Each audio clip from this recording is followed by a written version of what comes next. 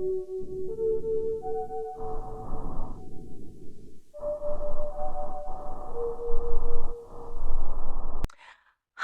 friends, and welcome back to another episode of the Plague Eldritch Anecdotes. I am your guide, Ariana, and hey, hi, how are ya?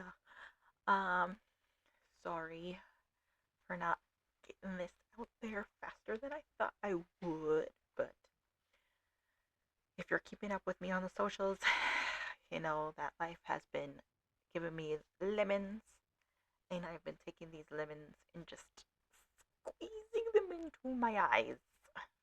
My eyes! All right, all right. But with that being said, I'm hoping things finally take a turn for the better. Um, I finally had my meeting with my advisor for school. So I, the previous advisor I was speaking with, um, miscommunicated some information to me, which put me in panic mode. As you guys know from previous episodes about getting into the program. Uh, but there is hope. Lots of hope. So, moving forward, I have decided to wait the year out and reapply next spring for the next fall opening for the funeral services program at school. It's a long wait, but it gives me time to kind of get myself together, anyways, um, both financially and at home. So it works out. And I know that I can continue this opportunity up to a certain amount of time. So that kind of alleviates a lot of stress off of my shoulders. And on top of that, I also asked about some alternative programs that I was interested in. Not as much passionate about, but interested in. And so, with that information in my back pocket, I can always shift my life if things are just not meant to be, right? But some other opportunities have presented themselves to me outside of home and school. Um, so that is. Oh, did you guys hear that? Oh my god, I'm so sorry. So that is a possibility. I'm not going to say what it is right now because uh, it's like a 40% chance, a possibility type situation. There's a lot of logistics and stuff to go through with it, and planning and figuring out home life with my kids and everything. So that's not on the back burner, but the offer is there, and it's just a how would this turn out situation. So if that is the case, that would also alter school stuff, anyways. But full circle moment, it is all connected to the same end goal, which is to be in the funeral services industry and to become a licensed embalmer. It's just a matter of what's not like the easiest route, but what's gonna help me get my foot in the door sooner rather than later, I should say. If that makes sense. I don't know. But that is an update for you guys. Other than that, I don't know if I told you guys I got a new kitten. Um, I can't remember if I told you last episode, but yes, I got a new kitten. Husband, you know, if I did tell you guys and you're new here, husband had someone he was moving at work and she couldn't keep it, and so she needed to rehome the little baby. So she asked if we wanted her, and so we have her. And her name is Luciana, and if she was a he, it'd have been Lucian, but she is. I'm guessing she's in the living room. If you hear all the Googles out there, she's probably out there causing chaos. She's a very hyper little kitten, but she's really made Jack come out of his shell. Huh, Jack? Yes. Were you looking at the birds outside? He's looking out the door right now. But yeah, all black kitty with like grayish silver hair right here in her little frilly cheeks and a couple pieces on her back there. So, but I think that's it for you guys right now. I don't know what else to really tell you. Back to school for the kids. Concerts are coming up, so I'm getting ready for that as well. And yeah, mm, yeah, that's about it. That's about it. So today's episode, enough of me rambling. It is a theme of cursed objects. So I am implying to watch at your own risk. This is my trigger warning because these items are haunted and slash cursed. No promises on how this affects anybody via camera and whatnot. But I got a couple goodies here. One's a little lengthy, but nothing too crazy. So with the trigger warning in effect, our stories are coming from Reddit and Quora, and I had to do some Google researching for some additional info for a couple of these things. So I've got some information from um, other websites, like there's a snippet I got from YouTube off of Google, and then there's a snippet or a little thing I got from a museum called Thirst Museum for one of our stories. But our first story is coming from Reddit. Mm-mm-mm. I'm so sorry for the background noise. I told them I was recording, but life, life with kids, you guys. Told you it's not a fancy podcast, but it's a podcast. So, first story coming from Reddit under r/paranormal. This was posted 5 years ago from Eggman the God, and he has it titled My Encounter with a Cursed Object. Hello. When it comes to Reddit, I'm usually just a watcher, never posting much, but checking in pretty often. However, I've been encouraged to share my story by many friends who I've told it to in person. My encounter 3 years ago is still one I have trouble thinking or looking back on. Anyways, a little background about me and my roommate in the story. We were both practicing Christians, so I do believe in the spiritual side, demons and such. But I had never had any encounters I deemed supernatural per se. That all changed for me 3 years ago. We were living in a small apartment at the time where me and my roommate, let's call him Joe from now on, lived at the time. His girlfriend had just gotten back from a mission trip to Haiti and brought home a gift for him. This gift, a crudely wooden carved elephant that she was gifted from by a Haitian child, was freaking creepy, and it just gave off an eerie vibe by looking at it. Clearly hand carved with not the best craftsmanship, it was just unsettling to look at. However, Joe, being a good boyfriend, graciously accepted the gift. I, somewhat jokingly, and also seriously expressed how I did not like the mojo surrounding this thing. He basically explained he thought it was weird, but it was a gift, so he was going to keep it, and he kept it in our room. Later that night, I received an unusual text from my neighbor who lived across the hall.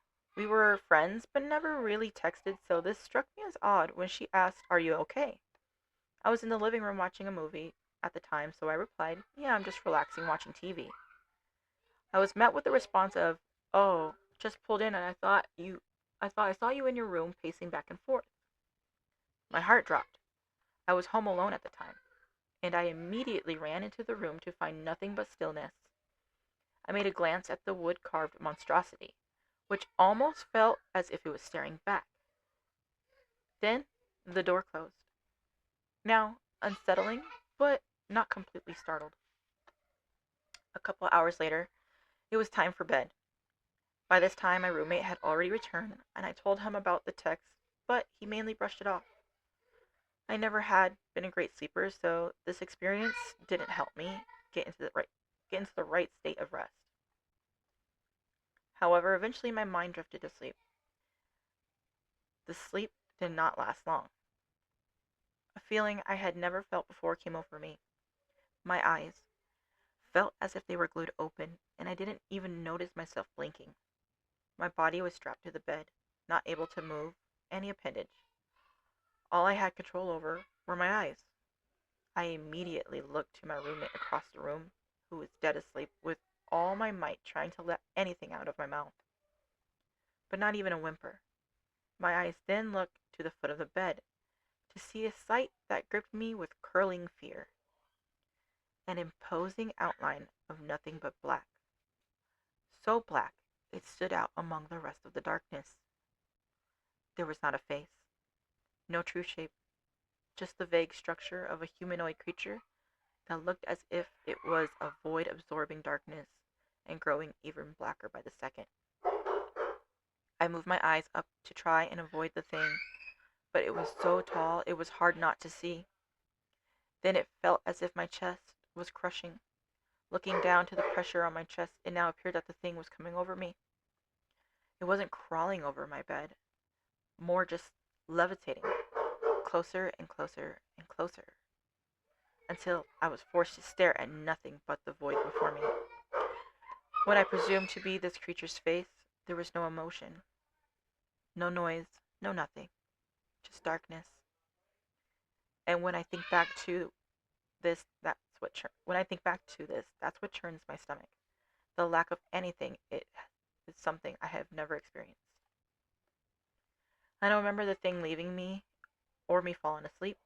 I just woke up in the morning, naturally thinking my mind had just dreamt it all, a terrible nightmare. I was still shaken. However, when I looked to the floor of the room and saw the wood carved creature had fallen off its shelf and rolled a solid 3 feet to the foot of my bed, I felt ill from the fear. I immediately decided the events were connected. I have never suffered from sleep paralysis before or after this event. We got rid of the wooden elephant, then blessed each room of the house and had no issues until we moved out. I truly believe this wood carved object had something attached to it. I'm not very informed on the subject, but it was of Haitian descent, so my first thought was voodoo. This is my only ever encounter of this type, so please let me know if you have any other more informed opinions or similar stories. So yeah, um, I'm gonna clock it. I'm clocking this. OP says that they didn't have issues until they moved out. So does that mean there was more issues at their new place? Did him and his roommate move together? I don't know.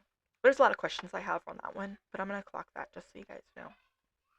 But it's very interesting how everything was seemingly good up until uh, Joe's girlfriend brought the elephant back for him. But there's no picture. I wish OP would have posted a picture, or at least I wondered if they had a picture. I know this is from 5 years ago. Well, technically 8, because he said that it happened to him 3 years ago, and he posted his 5, so practically 8 years ago. So I don't know if they even had a picture of it. Um, but yeah, it's very interesting. I wonder if the child who gifted the girlfriend this elephant, if they had mentioned anything to her. Like, I feel like there's some context missing on this, but it's crazy that this thing was from the shelf to the foot of the bed. It sounds like OP and his roommate shared some sort of flat together because they're in the room together, right? So I guess when he said our room, he meant they shared a bedroom. So it sounds like some sort of flat or something like a studio. But Yeah, I wonder what the neighbor too. The neighbor said that she saw them pacing back and forth. So I wonder if uh were the lights on? Like, did they leave the light on while they were watching TV on the couch? There's so much missing in this, you guys. But I really like that one. It's just very interesting how things were fine up until the girlfriend gifted this handcrafted elephant, and then things were happening. But it doesn't seem like it was a very long period of time by how things were going.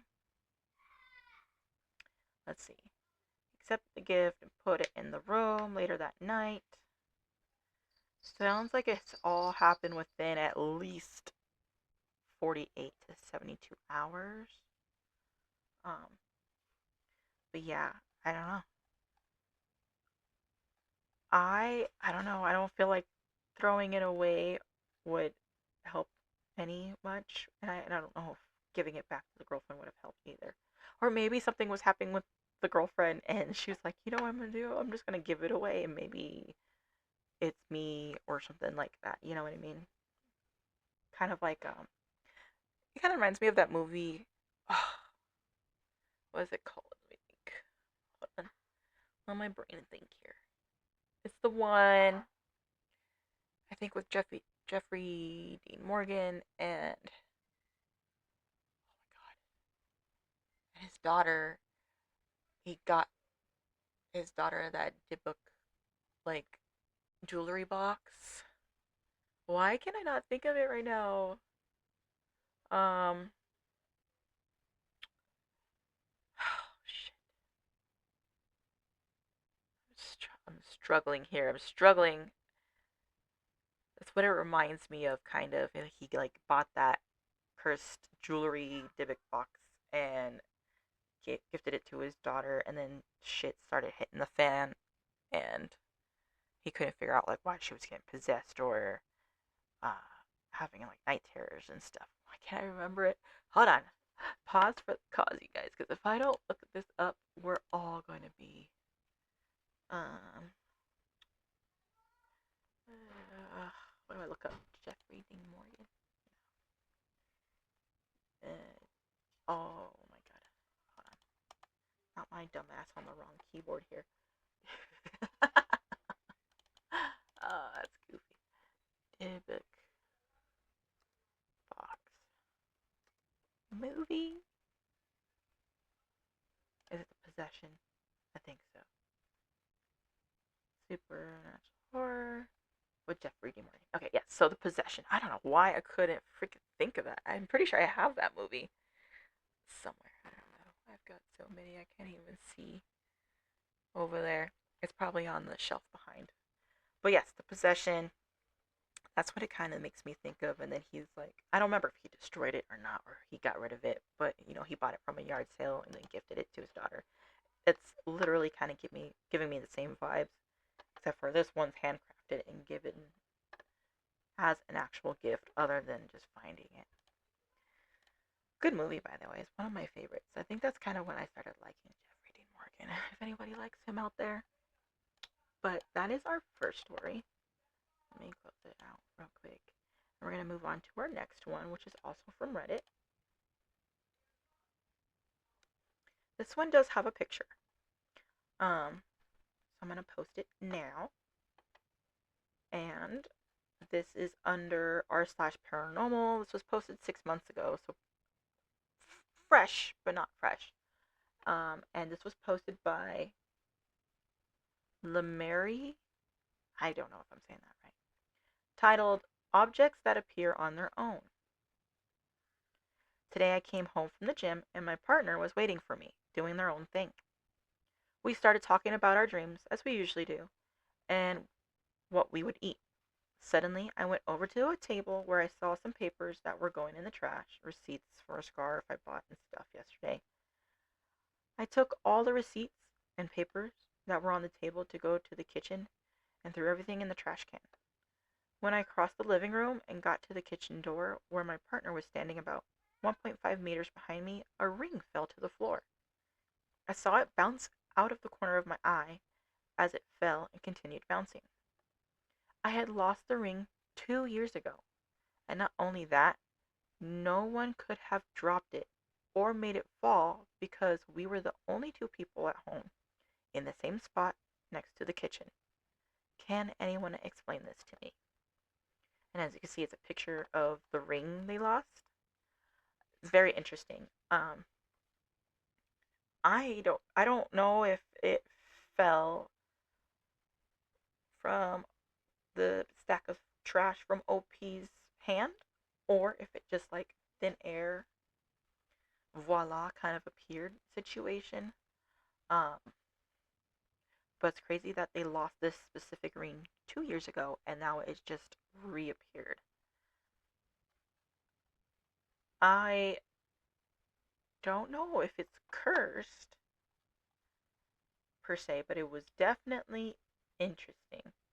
Um, because the comments down below had some theories about what it could have been. A lot of people are like, yeah, we kind of have the same belief. So basically, different religions and cultures, they are calling them tiny. Let me see what they said here.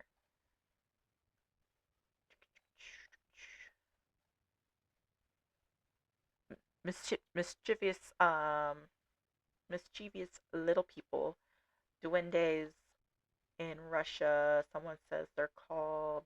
Oh shit, where did they go?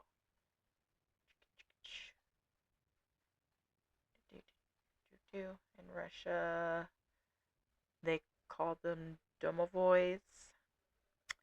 Um, Someone says they've heard of them being called sprites, with quotations, or the little people.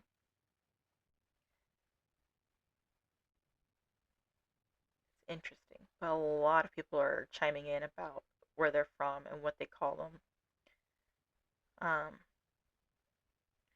you know, for I don't know if you live in America. Sometimes when you're losing a sock, we call them the sock trolls. You know, when you don't find your pair of socks after washing them and stuff.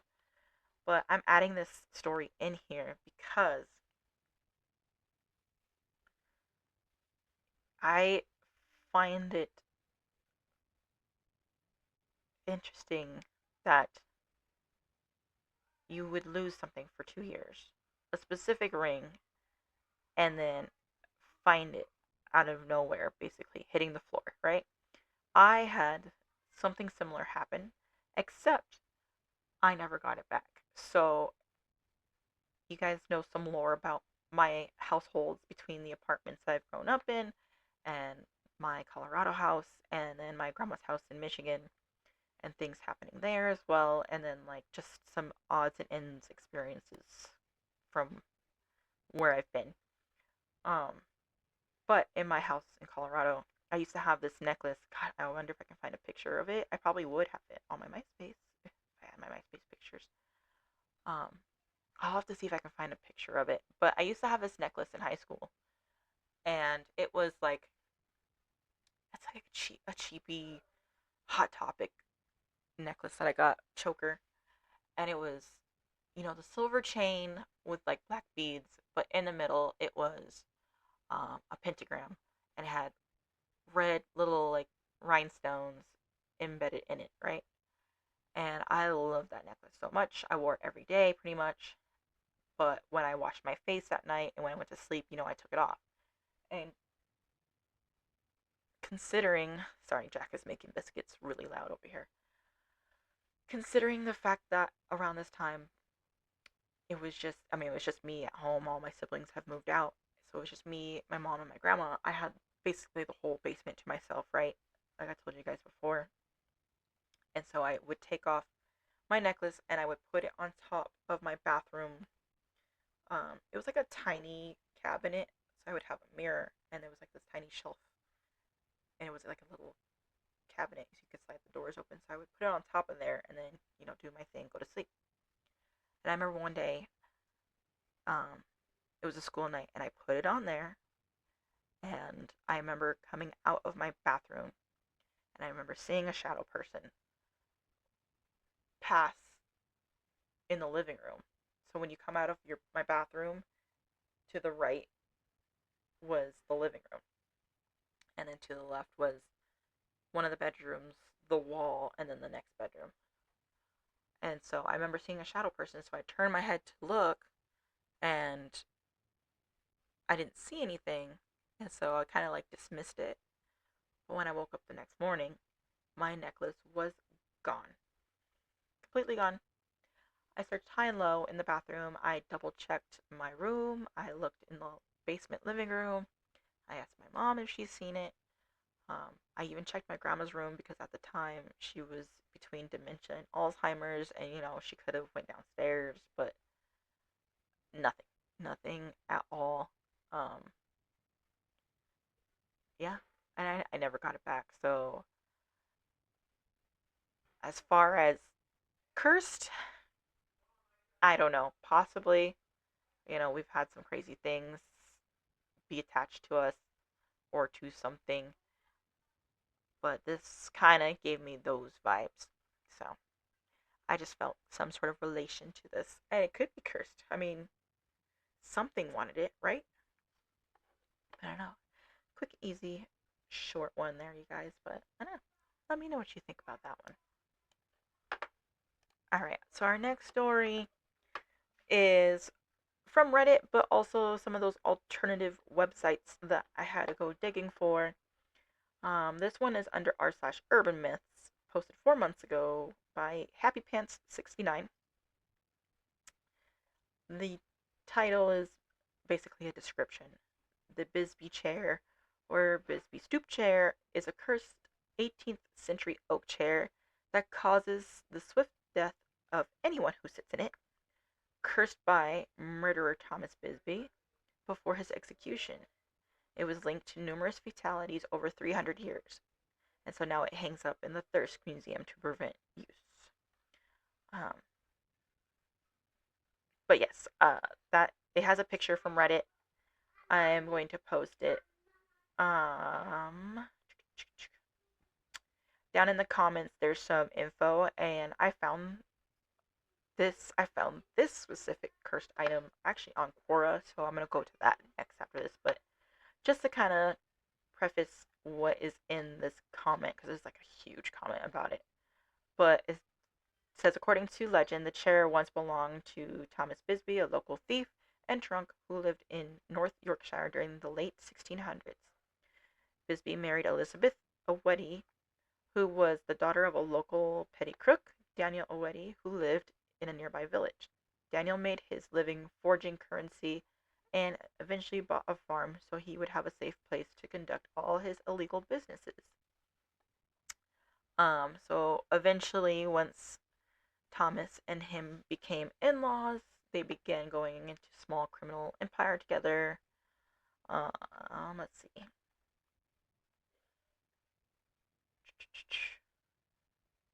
Let's see. One thing led to another. They got in some sort of argument, and Thomas ended up killing his father in law to death by bludgeoning him with a hammer and trying to hide the body in the woods.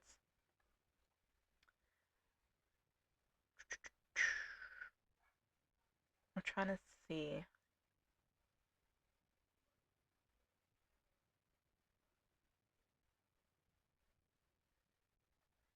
Okay, here we go. So, once they had all this disagreement and Thomas had killed his father in law, eventually um, law enforcement found the body. Thomas was arrested at his inn and charged with murder. He was tried in 1702 and was found guilty of murder. He was condemned to hang and have his body be left in a gibbet outside the coaching inn.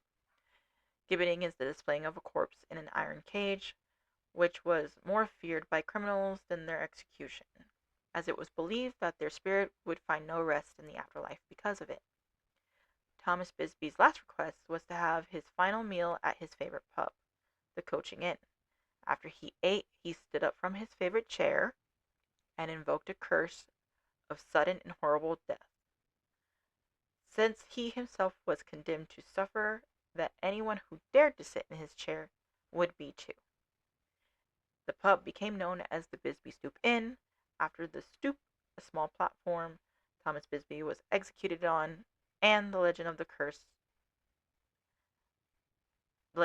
chair.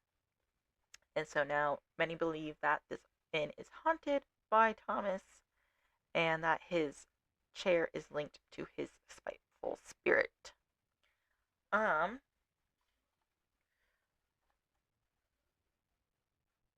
Going down,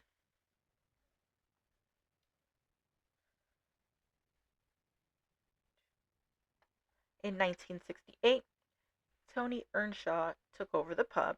He overheard two airmen dare each other to sit in the chair. They both did. And that night, returning to the airfield, their car left the road and crashed into a tree. They both died on their way to the hospital. In 1970, a construction worker took a dare to sit in the chair during lunch. When he returned to his job site later that day, he fell through the roof of the building, landing on the concrete below, killing him instantly. Through the early 1970s, the chair claimed a number of victims, including a cleaning lady who was diagnosed with a brain tumor after bumping into the chair, a number of motorcyclists who suffered fatal road accidents, a hitchhiker who was ran over after spending 2 nights at the pub, a local man died of a heart attack, and shortly after taking a seat in the chair. Um, okay, sorry guys. Some things made me stop real quick. I forget where I was. Okay, so unnerved by these strange and tragic coincidences, in 1972, Tony finally asked the Thirsk Museum to take the old chair on the condition that they will never let anyone sit on it. So the Bisbee chair was too dangerous to risk anyone sitting on it, despite the potential profits the mythical chair could bring in from tourism. So now the museum has it hung up on the wall so no one is tempted to sit on it, and it's been there for over 30 years. Um, let's see. It says, although the cursed chair is now unable to cause harm, many have seen the ghost of Thomas Bisbee at the site opposite the pub where the gallows once stood. At the pub itself, there have been reports of a tall and terrifying faceless apparition on the upstairs landing, which disappears through a wall. So a lot of people just think that the deaths are associated with the chair or just unlucky coincidences. So I just want to know what you guys think. Oof, I just got chills reading that. But this is the chair from Reddit, the picture from Reddit. And then this is the picture from the Thirsk Museum on where it's hanging. It's the same picture, essentially. Um, One's just a close up. And then this other one is kind of like a little bit for like a little bit up back. Let me see. Where did I put that picture? Boop, boop, boop. This one's like more frontal picture of it. And on the museum website, the Thirsk Museum, they have here Thomas Bisbee, coiner and drunkard, murdered his father-in-law Daniel Audie in 1702. He was arrested, tried, and condemned to death by hanging. After his execution, his corpse was suspended in chains from a gibbet erected at the lonely crossroads where an inn stood nearby. The inn later became known as the Bisbee Stoop Inn, taking its name from the stoop or post on which his remains could be seen. The place was said to be haunted by his ghost, and the chair at the inn gained a sinister reputation. Wartime bomber pilots thought it unlucky to sit there, and in 1970s, some fatal accidents were linked with the chair. In 1978, the landlord asked for the chair to be removed to the museum and hung out of harm's way.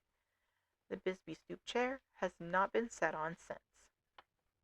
So, there is that there. And then, of course, I like that this is a cursed object. It's like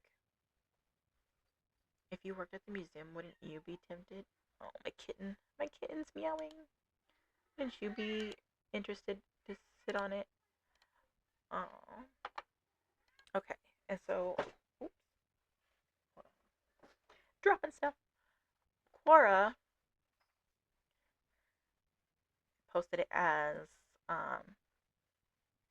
I looked up. What did I look up? I think I looked up cursed objects or deadly curses or something like that. I can't remember. So cold. AC is blasting today.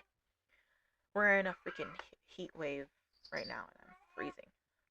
Um, so this one was posted 4 years ago by Darshan D. Jethov, I think. And the question posed on Quora was, "What is the greatest mystery of all time?" And someone put the chair of death, also known as the Bisbee Soup chair, was the favorite chair of a striper. I don't know if that's right. Basically, Thomas Bisbee's chair was found guilty in 1702 for the murder of his father-in-law. Same rundown about the story and how it was relocated. People, you know, who sat in it pretty much died instantly and or the next day. But I really, really like this one. I feel like I don't know, just staring at it is giving me chills. I want to sit in it, and I don't think that's a good thing. um, but yeah, I wanted to share that one. I don't know if anyone's ever heard about that before. Obviously, it's in England, so I don't know how much of haunted England we get to hear about, except for like on podcasts or ghost adventures or something like that. You know what I mean? So, if anyone has ever heard of this story and has more info on it, please share it. But it's interesting that I do want to know about more of these coincidental deaths between the chair and people prior to what was the year 1968, so basically 1970s, but prior to was it World War II, I think. So I wonder if there's any records of people who were last known or seen at this inn sitting on this chair and then passing passing on the next day. I can only imagine the amount of spirits attached to this freaking chair because yes, they might have passed in a different location, but I feel like if an object like this is cursed, wouldn't it collect souls? Depending, depending on its curse, right? He put a curse on it, so I feel like it would be um, collecting a toll. You know what I mean? Kind of gives me Ghost Ship vibes. If you've ever seen that movie, such a good and classic movie. Um, but yeah, I feel like that's kind of in the running with that. That's what it reminds me of. But let me know what you guys think of that story. And we're gonna go on to our next one here. This one, this one's kind of lengthy, but to switch it up a little bit, um, I'm just gonna give you like a brief summary of what this is, and then we'll hop into Reddit and Quora on this, and then I have a special surprise for you guys afterwards. So, this next story is about the Tallman family. So, this story kind of blew up, became huge. I believe it was in Wisconsin. If I'm correct, we'll find out. We'll double down on that when we read some info here. But basically, there is a family. Um, I'm trying to remember. I know there's two girls. I can't remember in total how many kids though. But Alan and Debbie Tallman just bought their house essentially in like the 19 late 1980s, and they went to a secondhand store and bought these bunk beds. And this bunk bed they assembled, I guess, down in their basement, and eventually moved it up into their kids' room, right? And as soon as they put this bed together and then they put it in the kids' room, things started taking a turn. It was like 9 months to maybe almost a year of haunting activity in their house. There were hallucinations of horrific situations like the garage on fire, and the kids started being, getting sick left and right all the time for weeks on end. They would get better and then they get sick again. Objects were going out of place. Some of the family members and the kids were hearing voices that weren't really there. Um, their youngest started seeing like a witch behind their bedroom door.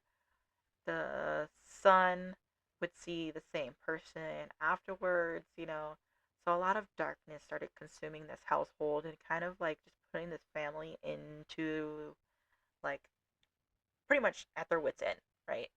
They've even had relatives help and they've ran out the house because they've seen things and heard things that they just, I guess, could not shake.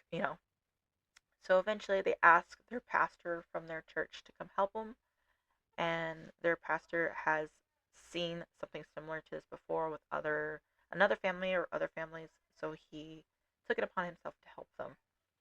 But yes, um, eventually, Alan and Debbie Tallman destroy the bunk bed because they didn't want anyone else experiencing or going through what they did, and then they ended up moving to a completely different place.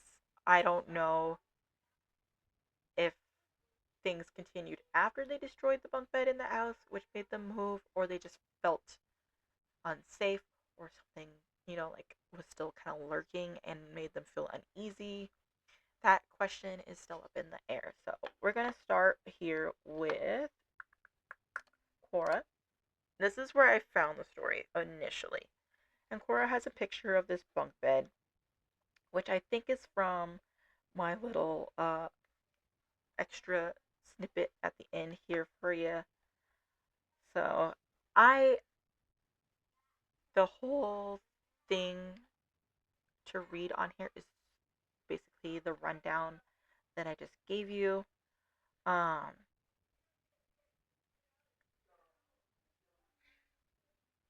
let's see here. I'm just trying to see if there's anything I missed.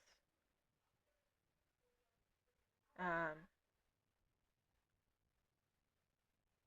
yeah, it's essentially the same summary I kind of gave you. But just so here's this little bit of information that I don't want to skip. So the first night, the couple's two children slept on that bunk bed. In fact, and strange and inexplicable phenomena began to happen in the Tallman house. The children, who had rarely been sick until then, suddenly became ill for no apparent reason. Danny, one of the couple's two children, who was in the next room, reported the radio had started turning on and off on its own and changing stations at will, tuning into a station where a man with a strange, with a man where a man with a strange voice was uttering unrepeatable phrases, insults, and blasphemies.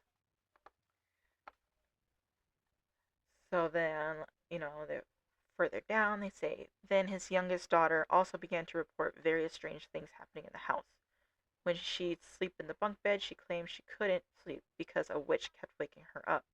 And her brother Danny, a month later, had also experienced the same thing.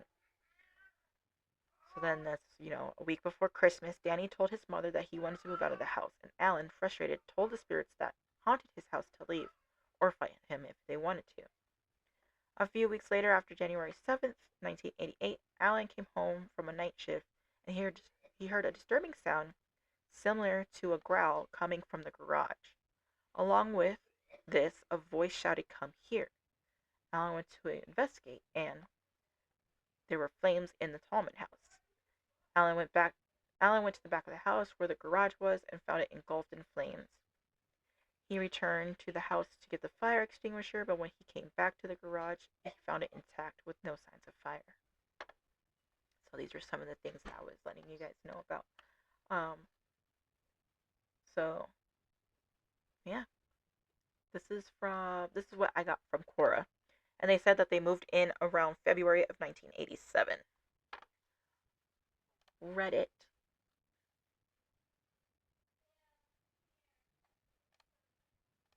Make sure I'm clicking the right things here. Reddit has a picture of outside their house, which it's, I think it could just be like a similar house. The Tallman haunting, a demonic entity, terrorized children until the family finally moved from Horicon, Wisconsin. And this was posted under r/urban myths as well 2 years ago by Little Queef 99. Um, and then OP said that they moved in 1986. So I'm not too sure. Just late 1980s. Um, let's see.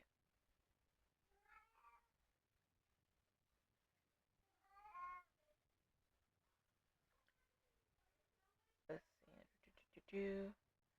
Same thing. The children became ill.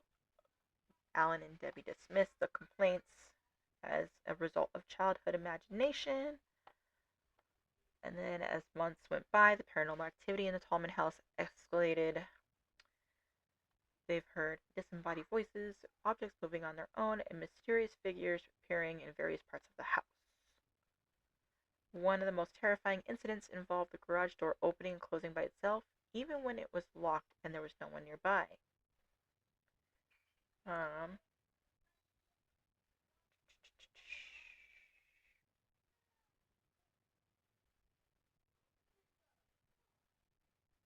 The final straw came in January 1988 when the haunting reached a fever pitch.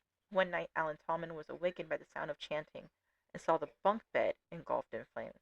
However, the fire did not behave as a normal fire would.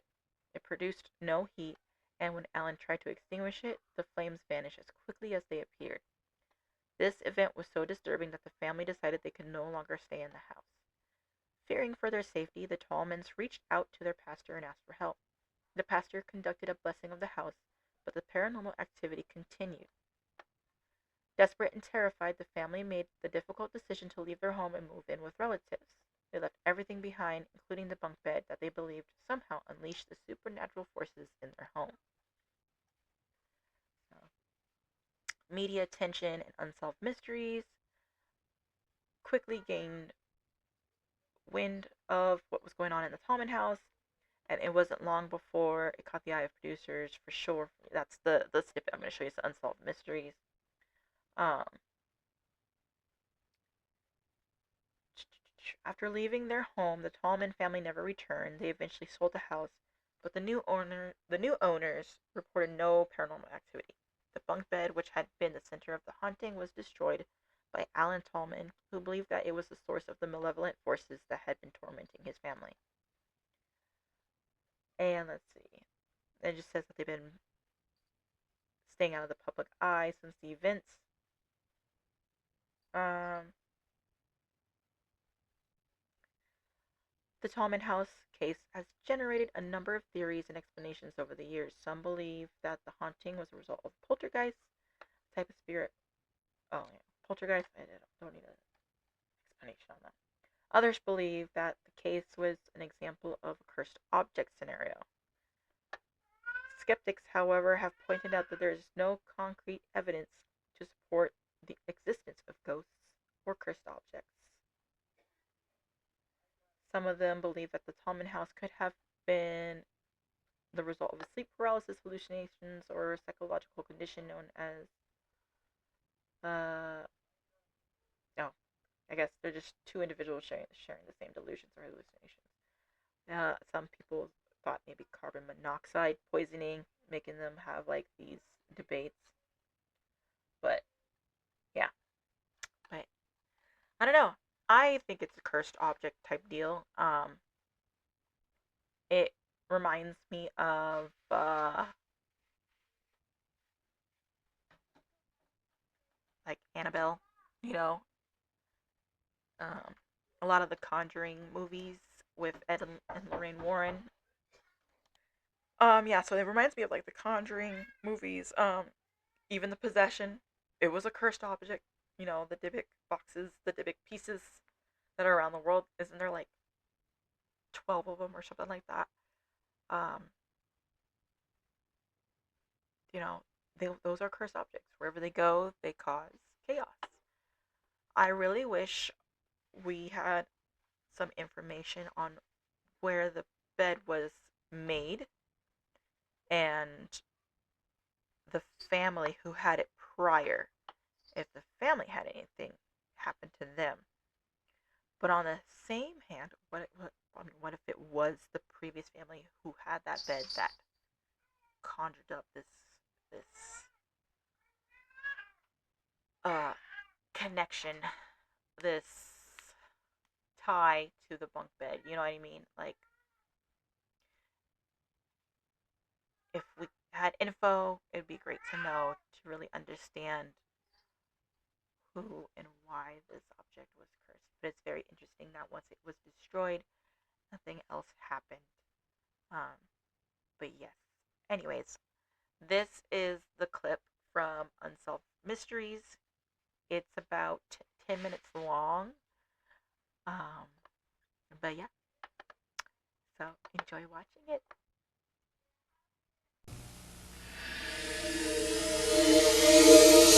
In early February of 1987, Alan and Debbie Tallman brought home a bunk bed they had purchased at a second-hand furniture shop. You got that, partner?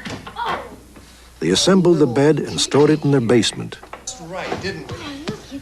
Well, look at... When the bunk bed was moved upstairs, it marked the beginning of 9 months of horror for the Tallmans. From the moment the bed was first slept in, the house appeared to be haunted by spirits that terrorized first the children, then the entire family. You're getting so big for Daddy. I was afraid for my life. I also was very afraid for my family. I had visions of coming home from work and actually seeing my family destroyed, brutally murdered or just laying there dead. The house where the Tallmans lived had no known history of hauntings, and the Tallmans had never in their lives given ghosts a second thought. They are regular churchgoers. Debbie is a housewife and mother, and Alan is shift supervisor in a manufacturing plant. They are credible and responsible citizens, but their paranormal experiences have left them deeply scarred. They ask that actors portray them in this story and that their children's real names not be used. The Tallmans feel they were in a battle with forces they do not understand, a battle they were destined to lose. Horicon, Wisconsin is a small farming town of 3,800 people. It is a safe and prosperous place, hardly the spot one would expect to have a terrifying encounter with the supernatural. All the scenes that we recreated were filmed in this house, the very place where the Tallmans had their uncanny meeting with the world of spirits. The Tallman family moved into the house on April 13th, 1986. Well, yeah, it was our dream house because, you know, it was something that we figured we were going to be there for a long time, you know, and it was a dream house. Are you feeling any better? Within weeks, the Tallman children, who had rarely been sick, began to fall ill. Can you just put that in there just a little bit longer, honey? After we moved into the house, it seemed like our children were sick all the time. We had them into the doctor's office. Sometimes I would have all 3 of them in a week. In late May of 1987, Debbie and Alan moved the bunk bed they had bought upstairs. That night, the Tallman's son, Danny, was sleeping in the room next door to the bunk bed. Fishing, okay? Good. Have a good night. Okay. The bedrooms had been rearranged, and Danny had inherited his parents' old clock radio. On this night, the radio seemed to take on a life of its own.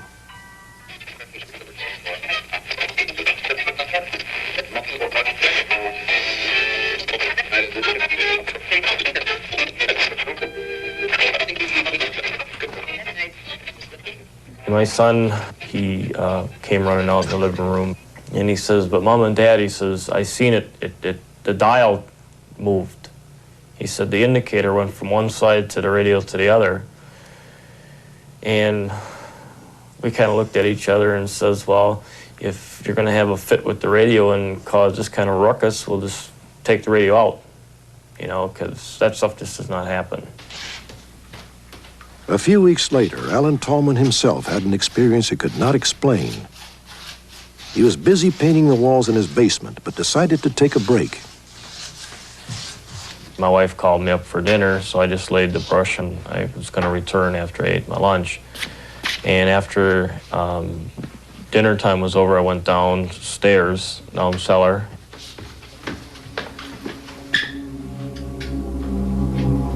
And the brush was in the paint pail with the bristles sticking up right in the paint pail. I figured there was something strange why this happened, why the brush got into the paint pail, but I wouldn't accept that my house was haunted. Got with eyes. The Tallman's 2-year-old daughter was sleeping in the bunk bed. She began to see things in her room. At one time, my daughter had talked about a witch behind her door and the fire. A lot of it was fire, and we had never mentioned it to our son at all. And then I'd say probably about a month later, he had said, "Mom, I saw an old lady standing by my door." And he said that she glowed like fire. At this point, I began to think that our house was probably haunted. Sit down, let's talk all this out here. The Tallmans were desperate. They turned to their family pastor. He felt the presence of evil in the house and thought they might be the victims of the devil. I'd known them about a year and a half when they called me to come and visit with them about what was going on in the house. Is this normal? I mean, I believe that my initial analysis of the entity being in the spiritual realm, the occult realm, the demonic, if you will, was accurate, and I still believe it's accurate. The Tallmans claimed they never had a moment's peace. Doors banged open and shut. Strange voices called to them. Mom? The visions persisted. The children were terrorized. Mom! I don't want The week before Christmas, Danny once again saw something that horrified him. it's okay. Nobody's here. You're okay. I've done everything that I can. Alan had reached his breaking point. He totally lost control and challenged the entity. I was like a wild man running around in my house, and I couldn't get no control over it. Come out of there! Show yourself to me! I started yelling on the top of my voice. I said, "What's ever in our house, would you please leave my children alone? And if you want to fight, fight with me." 3 weeks later, on January the 7th, Alan Tallman returned home from working the late shift around 2 a.m. Outside the garage, he heard an eerie, howling sound. He went to investigate. It started out real soft, and then it got real loud. It was a real strong howling of wind, but it was quiet outside. And a voice came out of the howling, and it says, "Come here." I ran around the sides of the house, looking to see if anybody was there, and I couldn't see nothing. So I went back to the house steps, and the vacuum of the wind started up again. It started out real soft, and it got real loud. And the voice said, "Come here," and it just kept on saying, "Come here, come here." And I focused onto the garage door, and I seen a glow. And I run. I got scared, and I ran. And I ran to the house, and I opened the door, and I set my lunch pail on the floor. I locked the door, and I stood there for a brief couple of seconds, And I says, oh my God, my garage is on fire. And I ran back out on the porch, and I looked towards the garage, and there was nothing. The garage was just as normal as when I came home from work. So I quick went back in the house, and I closed the door and deadbolted the door and locked the door. After I had the door locked, I reached down to pick up my lunch pail, and this thing hurtled it right through the living room.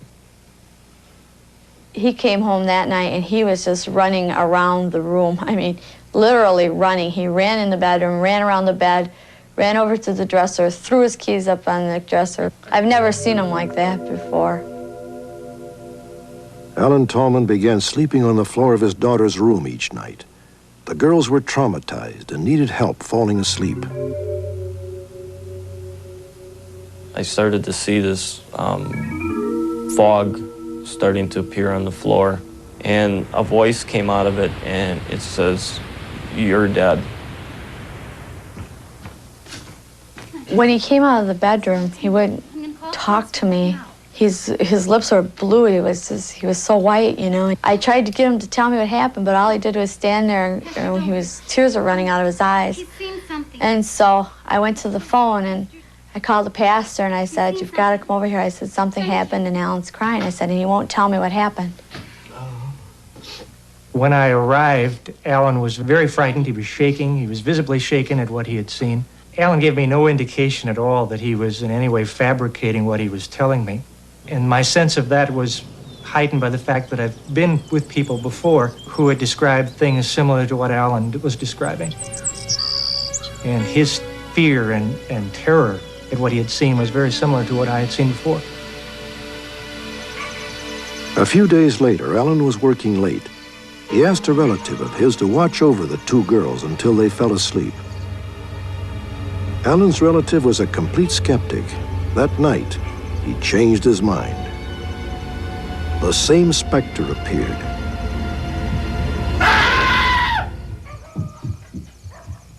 What is it? The relative came out of the bedroom and I said, "What happened?" And he was scared. I said, "Where's the baby?" He goes, "Back in the bedroom." I said, "Get her." I said, "We are leaving this house." I said, "I am never coming back to this house." I said, "I don't care." I said, "I have had it. I can't handle this no more." We're going! That night, Debbie fled from the house she had thought would be her dream home. Hurry up! Run!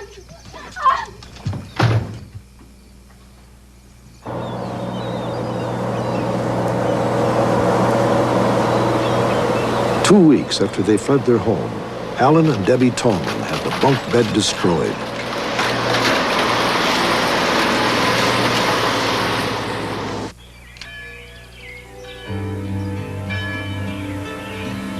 After we left the house, everybody asked us, "Can this follow you?" I never thought it could happen the first time. So I don't know if this is the end of the story.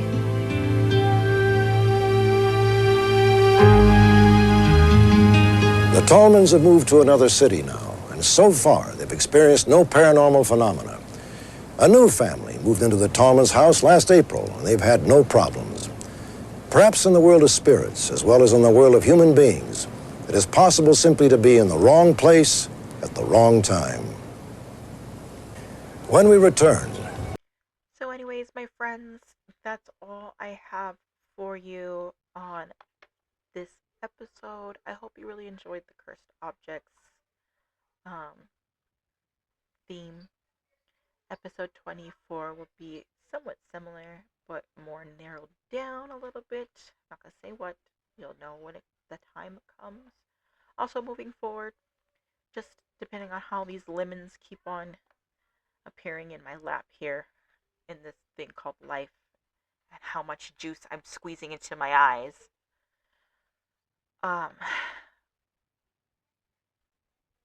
Posting future videos may not always be on a Friday, but they will be uploaded and they will be posted as soon as I can do it, with all the editing and stuff. Just because a lot of things are coming up. It's the end of the year and then also back to school, with the kids. And I don't know why there's so much that happens in the beginning and then at the end of the school year. It makes no sense, but it is what it is, right? So I will try to upload every Friday. Well, not every Friday, but Fridays if possible. If not, I will upload as soon as possible going forward.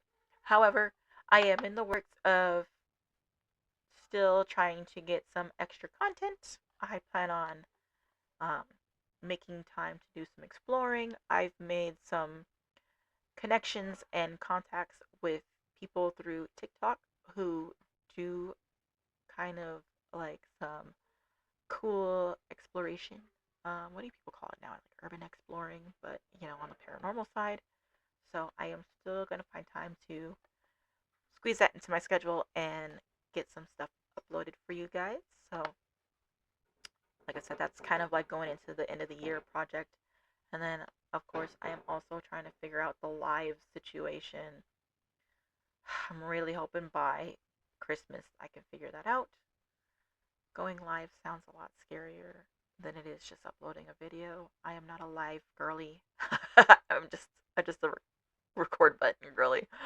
Um, but yeah. Um, Also, hold the phone. I want you guys to see my kitten. Lou, come here. If I get you treats, will you come to me?